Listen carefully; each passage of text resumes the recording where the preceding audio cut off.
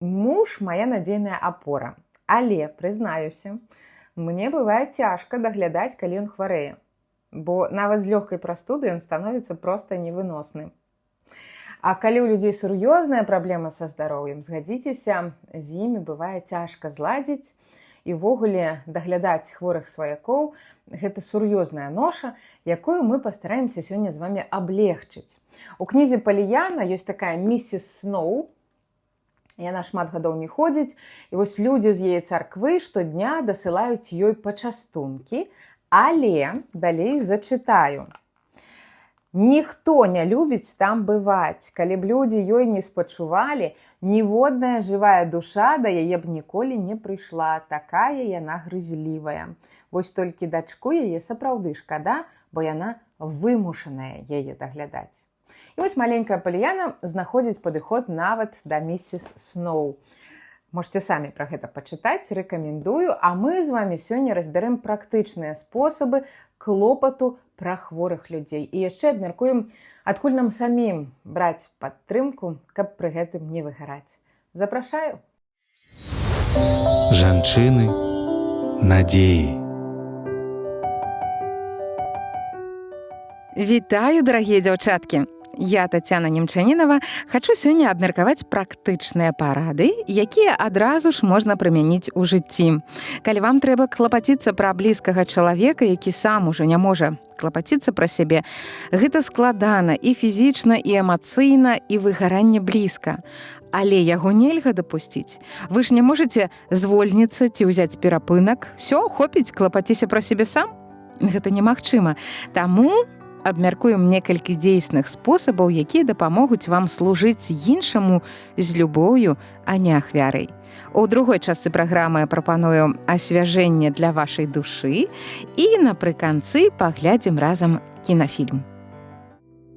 У гэтай кнізе усе лекі для душы і цела у поўнай меры знойдзеце.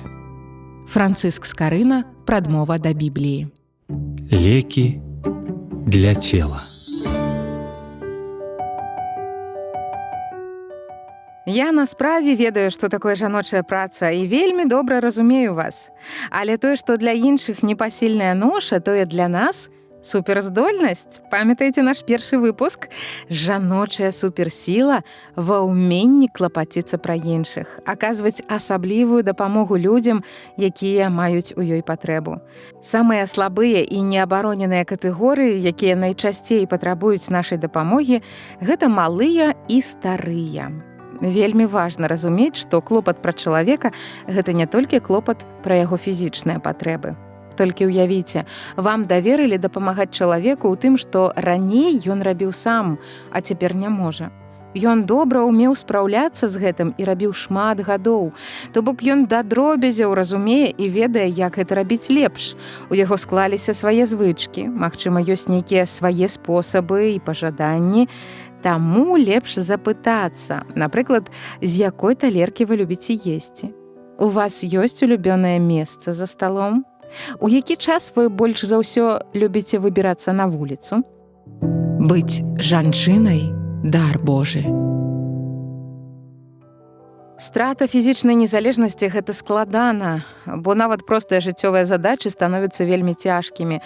Рукі, хворыя на артрыт, могуць так балець, што чалавек больш не можа завязаць шнуркі ці зашпіліць кашулю.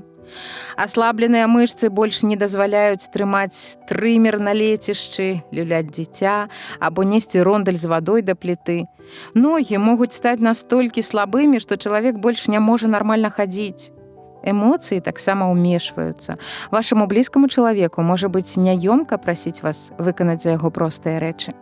Ён можа засмуціцца ад таго, што ён такі слабы, і тужыць па сваёй юнацкай сіле і здароўі. І гэтыя эмацыйныя рэакцыі цалкам натуральныя. Добрая навіна заключаецца ў тым, што ты, дарагая дзяўчынка, калі даглядаеш за ім, таксама можаш адыграць важную ролю ў эмацыйным дабрабыце гэтага чалавека. Вось некалькі ідэй, якія дапамогуць зрабіць так, каб вашаму блізкаму чалавеку было камфортна, нягледзячы на страту фізічных здольнасцяў. Захоўвайце пазітыўны настрой. Часта чалавек ацэньвае сваю каштоўнасць па тым, якую карысць ён можа прынесці сям'і ці грамадству. Калі ён становіцца менш здольным на працу, у яго можа панізіцца самаацэнка. Ён можа адчуваць роспач, стомленасць, нізкі ўзровень энергіі, магчыма, дэпрэсію. Вельмі важна, каб апякун падтрымліваў пазітыўны настрой. Тады з'яўляецца больш шансаў, што чалавек, якога даглядаюць, таксама будзе адчуваць сябе шчаслівейшым. Няхай з вашага твару не знікае усмешка, а з вуснаў часцей сыходзяць жарты.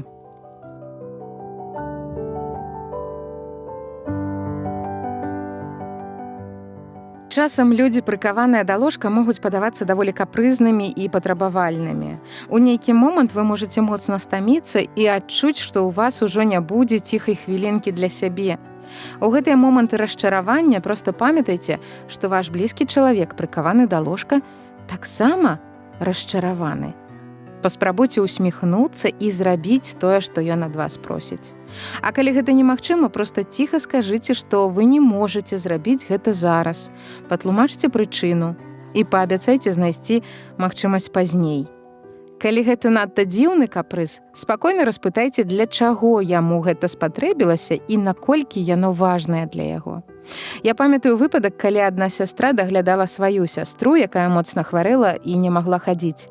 Апякунка падавала ёй ежу ў пластыкавай місцы, каб слабыя рукі не выранілі і не пабілі талерку, а ляжачая патрабавала прыгожы фарфоравы посуд. Гэта было так важна для яе пачуцця годнасці, што яна змагла адкласці грошы і папрасіла аднаго з гасцей, што наведвалі яе, набыць ёй самую прыгожую талерку ў краме. Шкада, што сястра, якая даглядала яе, больш шкадавала сябе і клапацілася пра практычнасць і знешнюю зручнасць, чым пра душэўны стан чалавека ў апошнія яго дні.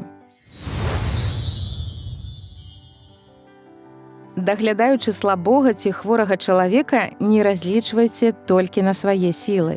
Бог клапоціцца пра яго і пра вас адначасова. Ён чуе вас. Прасіце ў яго сілы і цярплівасці ў цяжкія хвіліны. Стварыце ў пакоі хворага утульнасць. Трымайце памяшканне акуратным і чыстым. Пускайце туды як мага больш сонечнага святла. Яно ўсім патрэбна для радасці і шчасця. Праветрывайце, шукайце магчымасць час ад часу перасоўваць хворага да акна, каб ён мог пасядзець на сонейку і паглядзець, што адбываецца на вуліцы.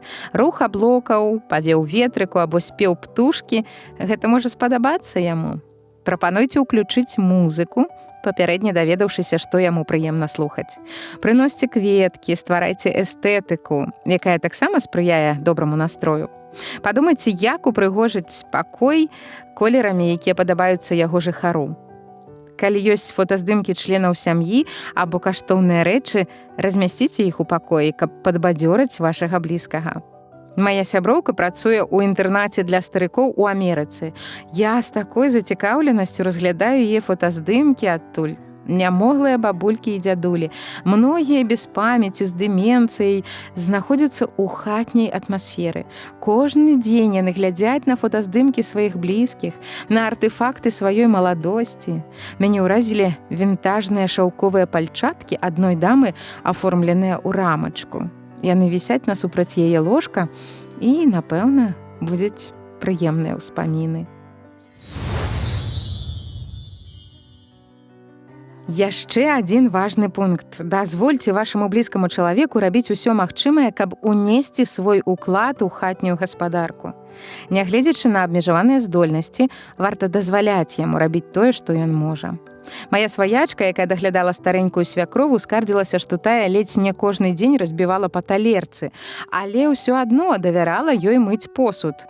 Падтрымлівала яе актыўнасць, бо разумела, што бабулі важна прыбіраць за сабой, каб не пачувацца цяжарам. Што яшчэ можна даверыць такім людзям?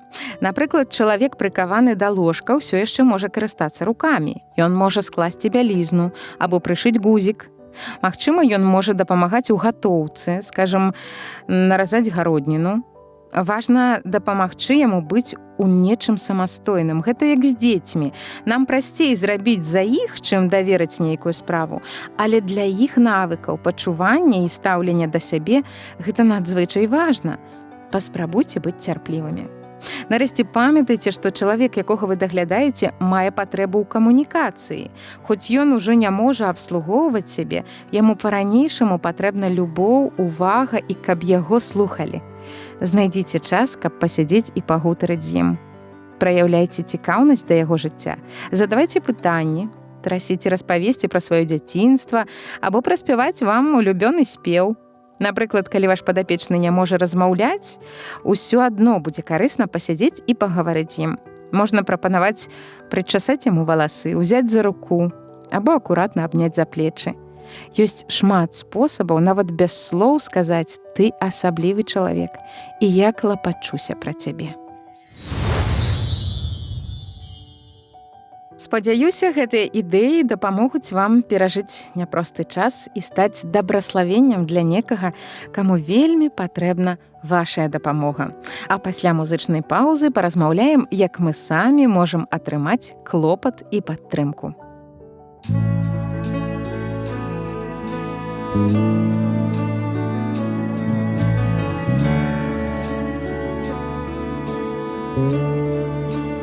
Господь мой пастырь,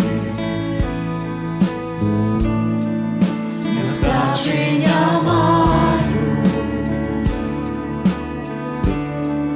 і шляхом збавлення мяне вядзе. Любов'ю і ласкою насыщає у темной долине. Не страшно мне, Господь мой пастырь, Господь мой пастырь.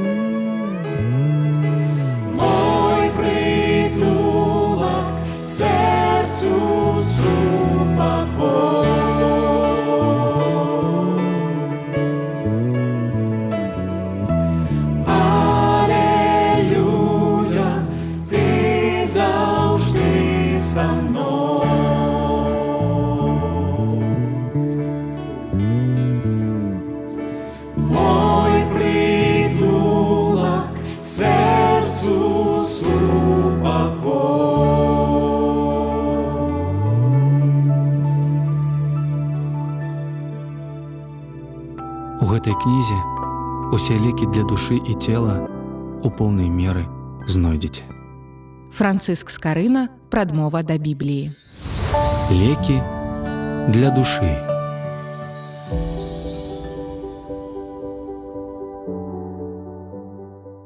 У першай частцы праграмы мы пагаварылі пра тое, як можам клапаціцца пра іншых і ствараць для іх бяспечнае здаровае асяроддзе. Бясспрэчна, у такім служэнні мы можам хутка выгараць, страчваць сілы эмацыйныя і фізічныя і самі захацець на ручкі, каб цяпер паклапаціліся пра нас. Ёсць такая опцыя пастаянная і безлімітная. Бог клапоціцца пра нас. Ён дае нам увагу і любоў. Разбярэм гэта на канкрэтных прыкладах.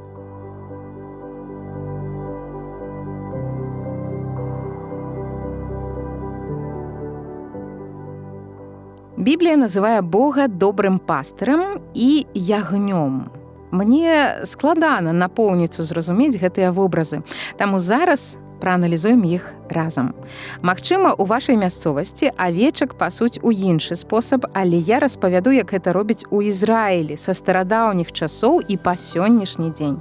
Пастух ідзе перад авечкамі, накіроўваючы іх туды, куды яны павінны ісці пасвіцца. Авечкі ведаюць голас пастуха і, уявіце сабе, паслухмяна ідуць за ім. Ісус сказаў: «Я пастыр добры і ведаю, хто мае, і мае ведаюць мяне». Ісус падобны да пастыра. Мы падобныя да авечак, якія патрабуюць клопату пастыра, а Ісус падобны да таго самага пастыра, які можа аддаць сваё жыццё за авечак. Так Ісус і казаў: «Добры пастыр аддае душу сваю за авечак». А найміт, які не пастыр, для якога авечкі не свае, бачыць, што прыходзіць воўк і пакідае авечак, і ўцякае, і воўк хапае іх і разганяе авечак. І далей падзеі ў Евангеліі разгортваліся так, што Ісус на справе паказаў, як пастыр аддае сваё жыццё за авечак. Ён сам ідзе на крыж, каб мы, грэшныя людзі, кожны, хто верыць у яго, не загінуў, але меў жыццё вечнае. Перадача для тых, хто створаны натхняць і свяціць. Не губляць надзеі і дарыць яе іншым. У Палестыне і ў наш час існуюць качавыя групы, якія пераходзяць з мясцовасці ў мясцовасць з вялікімі намётамі у пошуках пашы для сваіх авечак. Гэта бедуіны, яны жывуць падобна да таго, як Абрагам жыў у часы старога запавету. Амаль у кожнай сям'і ў тыя часы было некалькі авечак. І адзін з членаў сям'і быў пастухом, які клапаціўся пра іх і цягам дня, і потым яшчэ ўначы сачыў за тым, каб ім было бяспечна. Ён выкарыстоўваў сваю прашчу або дубінку, каб адганяць дзікіх жывёл. Любая страта авечкі азначала меншы даход для сям'і, і гэта была вельмі сур'ёзная рэч. Прафесія пастуха была важнай ва ўсім Ізраілі ў біблейскія часы, таму вобраз, апісаны ў 23-м псальме, быў блізкім і зразумелым усім. «Господ ёсць пастыр мой». Народ Ізраіля і да гэтага ведаў Бога як свайго пастыра, які вёў іх з самага Егіпту праз 40 гадоў пустыні, карміў, абараняў, забяспечваў. І гэтыя словы псальма неслі ім вялікае суцяшэнне і упэўненасць. Тады і цяпер. Бог нязменны, і ён усё яшчэ вялікі пастыр свайго народа. Пытанне ў тым, як мне стаць адной з яго народа? Як мне стаць адной з яго дзяцей? Адказ у Яна 3:16. Я ўжо сёння цытавала гэты ўрывак. Ён пачынаецца так: «Бо так палюбіў Бог свет». Гэта значыць мяне і цябе. Што сына свайго адзінароднага аддаў. Гэта пра Ісуса. Каб кожны, хто ў яго верыць, гэта зноў азначае мяне і цябе, не загінуў, але меў жыццё вечнае. Значыць, калі я веру ў Ісуса і цалкам давяраю Яму, я маю жыццё вечнае, і тады Ён дае мне сілу жыць для Яго дзень за днём.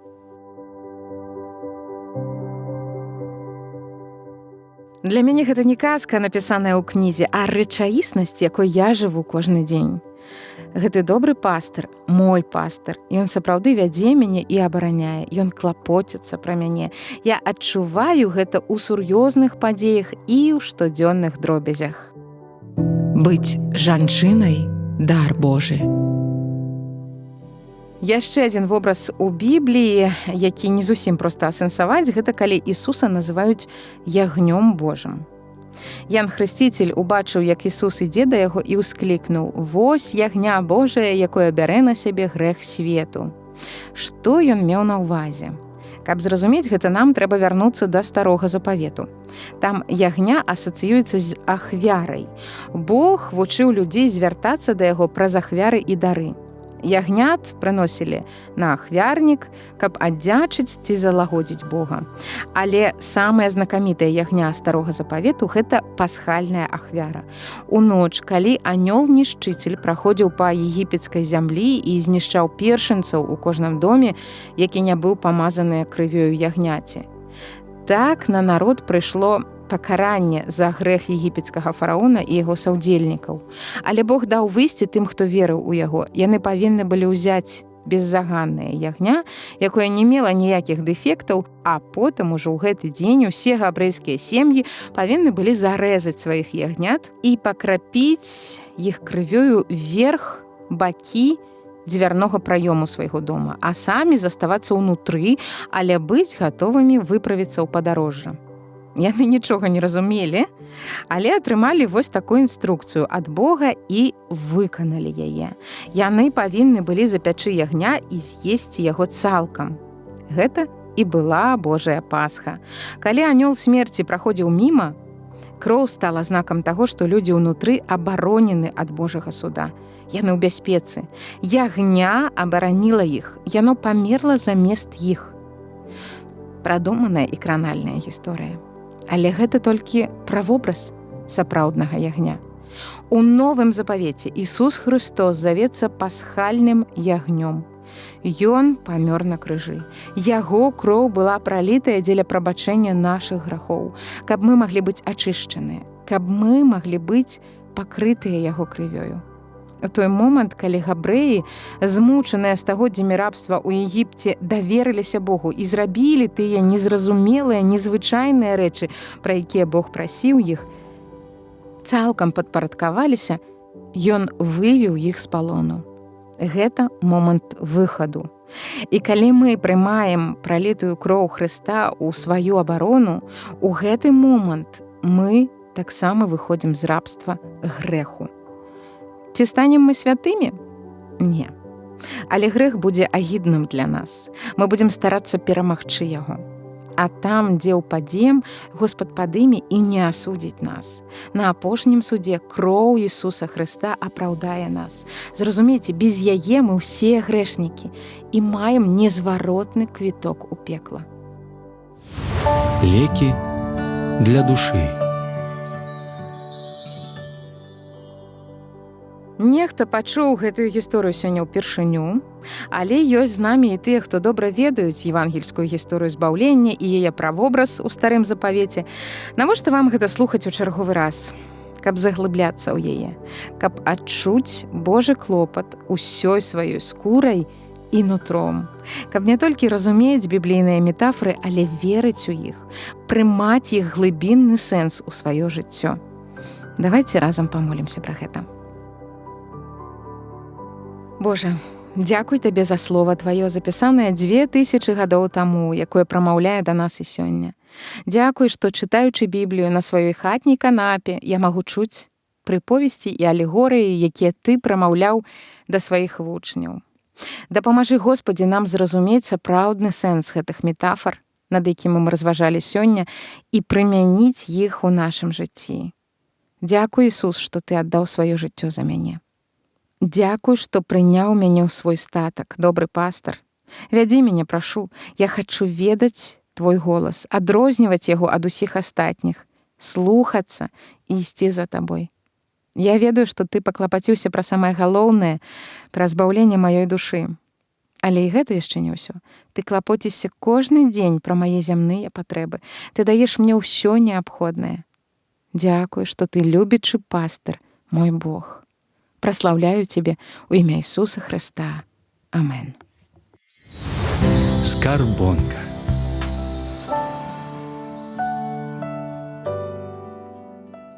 Дарагія дзяўчаткі, мне стала так добра, сённяшняя сустрэча сагрэла знутры, і зусім не хочацца разыходзіцца. А давайце працягваць сумесным кінасеансам. Калі мы ў першай частцы праграмы размаўлялі пра догляд нямоглых старыкоў, я акурат узгадала кінастужку пра дарогу адной 92-гадовай францужанкі ў дом састарэлых. Увесь фільм яна едзе туды, у таксі, і просіць кіроўцу спыняцца ў некаторых памятных месцах, апавядаючы яму пра сваё жыццё. Гэта французска-бельгійскі фільм 2022 года «Цудоўная паездка». Прапаную паглядзець яго і звярнуць больш увагу не на гісторыю галоўнай гераіні, а на трансфармацыю таксіста. У яго жыцці мала радасці, шмат даўгоў. Ён прагматычны, суворы, грубаваты, сканцэнтраваны на праблемах, думае пра грошы, а яе адкрытасць, лёгкасць пры ўсёй складанасці яе біяграфіі, любоў да жыцця і людзей ненавязліва прымушаюць і яго паглядзець на свет з іншага ракурсу. Гэта гісторыя пра клопат, як і сённяшні выпуск «Жанчын надзеі». Нібыта таксіст клапаціўся пра бабулю, але на выніку атрымаў ад яе значна больш. Я зычу, каб у вашым жыцці таксама здараўся ўзаемны клопат. Калі дарыць яго з любоўю, часцей за ўсё так і бывае. Ён вяртаецца стакроць. Дарагія дзяўчаткі, чакаю вашыя ўражанні і думкі ў тэлеграм-канале «Жанчыны надзеі» ці дасылайце лісты на адрас рэдакцыі Трансусветнае радыё, праграма «Жанчыны надзеі», паштовая скрыня 45, індекс 224 020, горад Брэст 20. Скарбонка.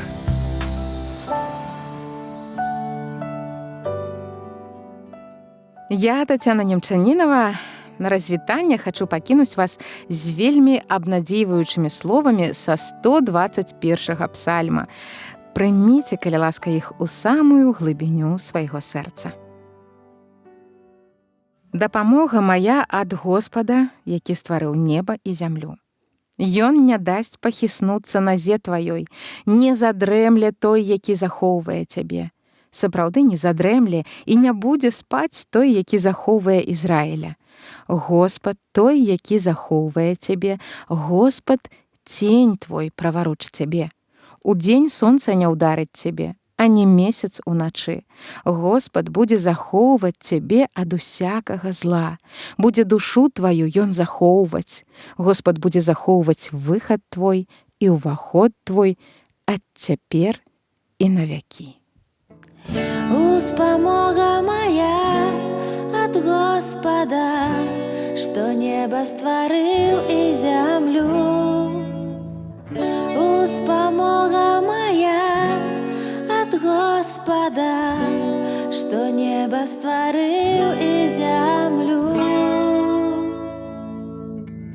Сапраўды не спіць стораж Ізраіля, ды не задрэмле. Сапраўды не спіць стораж Ізраіля, ды не задрэмле. Сапраўды не спіць стораж Ізраіля, ды не задрэмле. Сапраўды не спіць стораж Ізраіля, ды не задрэмле. Господ, стораж твой, Господ цень твой праваруч для цябе, Господ твой. Сапраўды не спіць стораж Ізраіля, ды не задрэмле. Сапраўды не спіць стораж Ізраіля, ды не задрэмле. Господ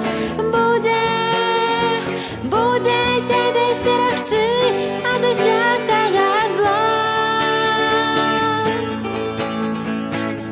Сапраўды не спіць стораж Ізраіля, ды не задрэмле. Сапраўды не спіць стораж Ізраіля, ды не задрэмле. Сапраўды не спіць сторож Ізраїля, ды не задрэмле, сапраўды не спіць сторож Ізраїля.